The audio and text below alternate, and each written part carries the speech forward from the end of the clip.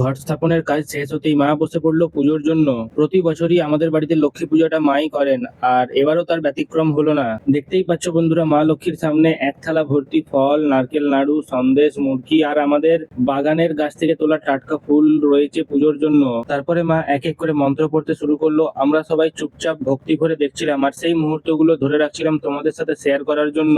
মা লক্ষ্মী বসো ঘরে, আমারই ঘরে থাকো আলো করে। মূল পুজো শেষ হতেই মা তারপরে ঠাকুরের বই বের করে লক্ষ্মীর পাঁচালী পড়তে শুরু করে দিল, যেটা ছাড়া পুজো একবারই অসম্পূর্ণ। এবং তারপরেই বাবা বসলো মায়ের আরতি করার জন্য। পঞ্চপ্রদীপের আলোয় গোটা ঘরটা যেন আলোকিত হয়ে উঠছিল, আর সেই মুহূর্তে মনে হচ্ছিল সত্যি মা লক্ষ্মী নেমে এসেছেন আমাদের বাড়িতে। পুজো শেষ হতেই মা ঠাকুরের ভোগ ডিস্ট্রিবিউট করতে শুরু করলো, আর সবাই মিলে একসাথে বসে ঠাকুরের প্রসাদ খাওয়ার আনন্দটাই আলাদা। এই হলো আমাদের এবছরের লক্ষ্মী পুজো। ভিডিওটি ভালো লাগলে সাবস্ক্রাইব করে পাশে থেকো।